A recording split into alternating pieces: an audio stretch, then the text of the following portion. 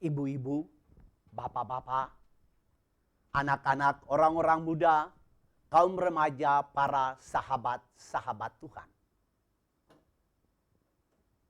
Hari ini Tuhan menulis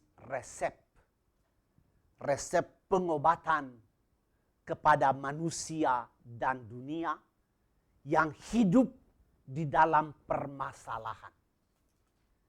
Inti permasalahan kita adalah hati manusia. Hati yang keras, hati yang kasar, hati yang dirasuki dendam, hati yang dirasuki kebencian, hati yang dirasuki oleh ketakadilan, hati yang dirasuki oleh penindasan, hati yang dirasuki oleh keangkuhan dan kesombongan, hati yang dirasuki oleh kerakusan, ketamakan. Itu inti permasalahan kita adalah hati, dan Allah menulis resep penyembuhannya. Allah mengobati kita. Resepnya ialah Injil Yohanes bab 3 ayat 16. Allah begitu besar mengasihi dunia ini. Mengasihi. Sehingga ia memberikan anaknya yang tunggal. Memberikan. Agar barang siapa percaya kepadanya, percaya. Tidak binasa, melainkan hidup yang kekal. 4 kata kunci dalam resep Allah itu.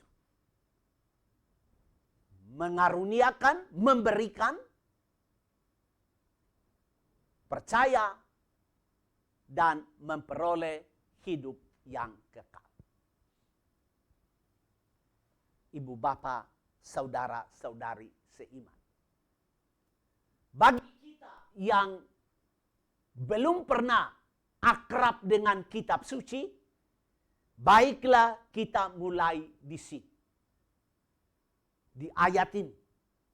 Dan bagi kita yang sudah terbiasa dengan membaca kitab suci, baiklah kita terus-menerus mengulang bait ini. Mengasihi, Allah mengasihi dunia. Memberikan putranya, kita percaya dan kita hidup. Ibu bapak, saudara-saudari, pertanyaan kita mungkin sedikit mengejek Allah. Benarkah Tuhan mengasihi dunia? Persoalannya, dunia ini adalah dunia yang jahat. Dunia yang korup. Dunia yang penuh dengan kekerasan. Dunia yang penuh dengan kekejaman, kejahatan, pembunuhan, pencurian. Dunia yang tidak adil. Dunia yang menindas. Dunia di mana manusia saling bunuh-membunuh. Dunia di mana manusia mengeluarkan kata-kata kotor untuk menaklukkan musuh-musuhnya. Benarkah Allah mengasihi dunia seperti itu? Mestinya sih kita menantikan, kita mengharapkan itu seorang Allah yang murka. Seperti tadi di dalam bacaan pertama itu.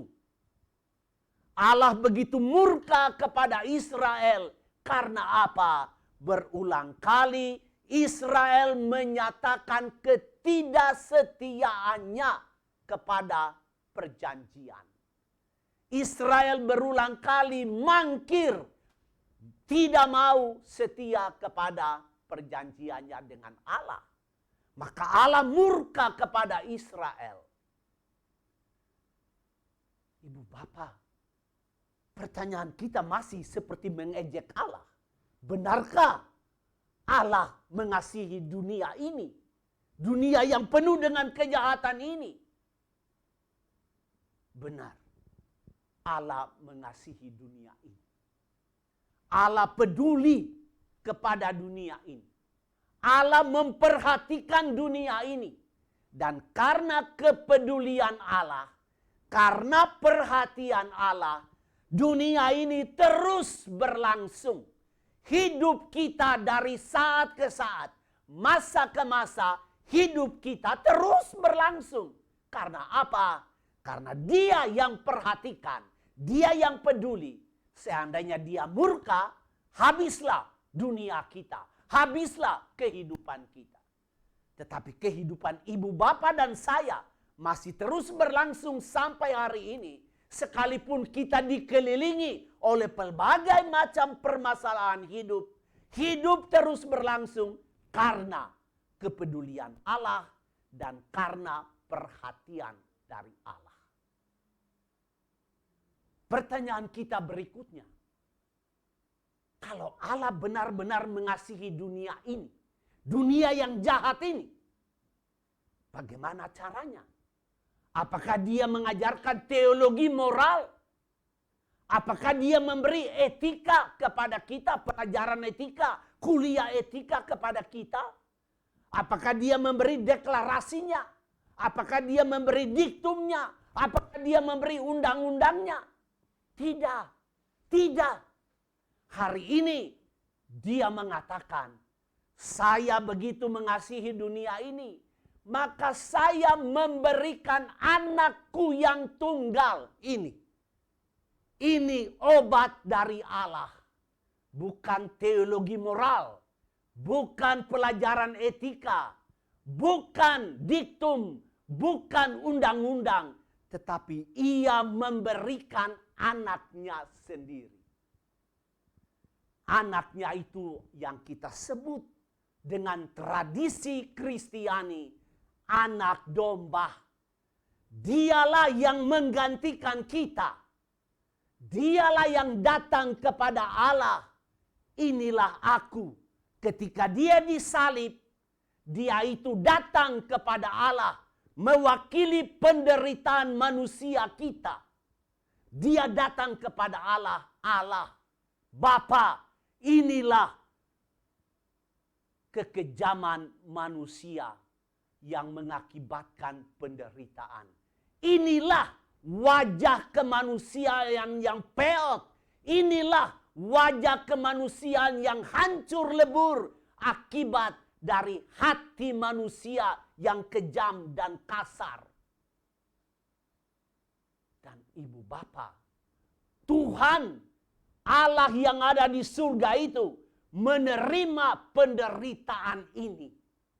Dia tidak menolak. Dan mana buktinya bahwa Allah menerima penderitaan? Mana buktinya bahwa Allah menerima manusia yang dirusak oleh karena kejahatan sendiri, manusia sendiri? Mana buktinya bahwa Allah menerima wajah-wajah kemanusiaan yang rusak akibat ulah sesama manusia sendiri? Dengan membangkitkan Yesus dari alam maut. Kebangkitan Yesus itulah bukti bahwa Allah peduli kepada manusia yang jatuh akibat kekerasan hati manusia sendiri. Itu yang kedua. Lalu Allah mengasihi dengan memberikan anaknya sendiri sebagai tumbal menggantikan kita. Mestinya kita dihukum, tetapi Dia berdiri. Dia berdiri di tengah-tengah antara kita dengan Allah Bapanya. Dia menggantikan kita. Dan ketika Allah Bapa melihat anaknya yang tunggal itu, Dia tidak melihat lagi kesalahan-kesalahan kita. Karena yang Dia melihat hanyalah kebaikan.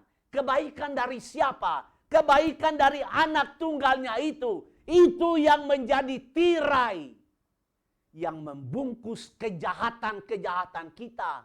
Sehingga Allah berkenan kepada kita. Maka Dia minta pada tahap yang ketiga. Kalau Dia sudah mengasihi. Dengan memberikan anaknya yang tunggal. Yang kita buat hanyalah percaya. Artinya apa? Merelativir. Menisbikan. tidak lagi memutlakkan keinginan daging kita, tidak lagi memutlakkan keinginan hawa nafsu kita, tidak lagi memutlakkan kenikmatan-kenikmatan duniawi kita. Sebab itu pangkal dari penderitaan itu, pangkal dari kejahatan, pangkal dari ketakadilan itu adalah ketika kita memutlakkan keinginan daging, ketika kita memutlakkan keinginan nafsu, ketika kita memutlakkan keinginan duniawi kita. Nah, dia bilang jangan memutlakkan, tetapi hidup di dalam roh.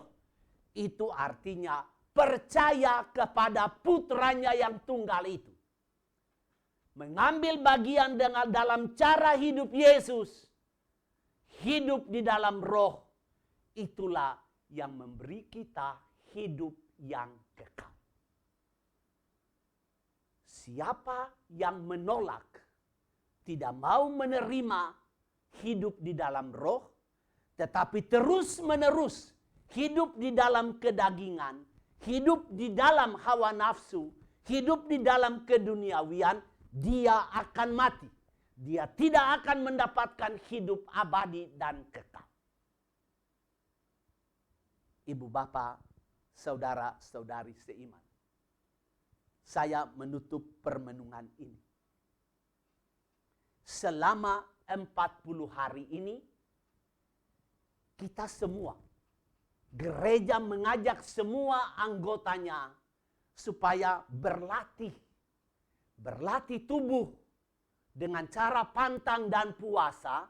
Yaitulah cara-cara sederhana itu untuk kita mulai merelativir, menisbikan, tidak lagi memutlakkan keinginan badan, keinginan nafsu, dan keinginan dunia. Selama 40 hari latihan rohani itu, mari kita sama-sama, ibu bapak dan saya, belajar berusaha untuk mengambil bagian di dalam resep yang Allah tawarkan ini. Dan ibu bapak mau tahu, Nikodemus yang bicara dengan Yesus pada awal Injil Yohanes tadi, dia adalah orang yang menikmati keuntungan ketika dia membeli resep itu. Resep Allah itu. Betapa besar kasih Allah akan dunia ini, sehingga dia menyerahkan anaknya yang tunggal. Siapa yang percaya kepadanya? Nikodemus beli resep itu. Kenapa? Nikodemus adalah teolog yang ulung pada zaman Yesus. Tetapi dia datang kepada Yesus di malam hari. Tadi dikatakan dalam Injil Yohanes. Artinya apa?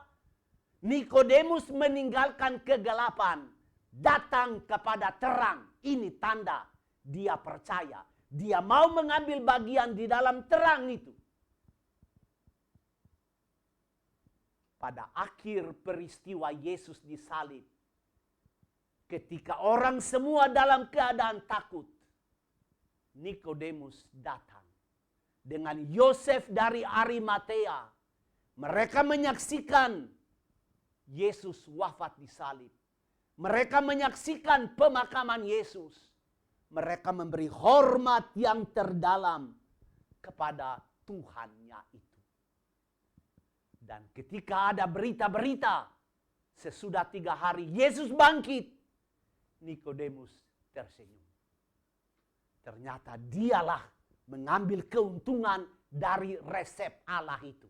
Siapa yang percaya kepadanya memperoleh hidup kekal. Ternyata yang lahir kembali dalam roh itu, yang memberi kesaksian, siapa yang percaya kepadanya. Artinya siapa yang tidak memutlakkan keinginan daging, dia akan memperoleh hidup kekal. Ternyata yang membuat itu pertama kali adalah Tuhan sendiri. Dengan menderita di salib, dia menisbikan semua keinginan daging, semua keinginan nafsu, semua keinginan duniawi. Dia orang pertama yang memakai resep dari bapaknya itu.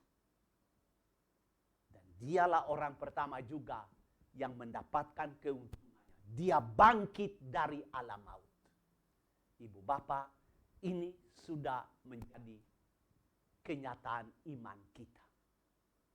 Dan kita akan bertanya, kenapa dunia masih tetap saja susah?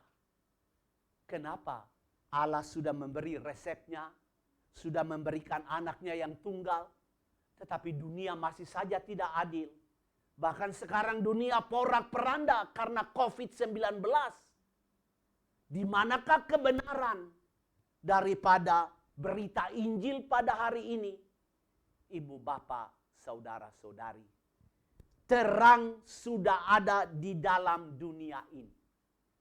Terang sudah ada di dalam dunia ini. Yang kita mesti buat ketika dunia masih porak-peranda adalah kita membiarkan diri kita diterangi oleh terang itu. Membiarkan diri kita diterangi oleh terang itu. Dan persoalan akan selesai. Jangan lari menyongsong terang. Malah nanti kita menjadi hangus. Jangan lari menyingkir dari terang. Kita akan masuk di dalam kegelapan. Tunggu dengan sabar. Percaya bahwa terang itu akan mendatangi kita. Dan dia akan mengusir kegelapan dari dalam diri kita dan dunia.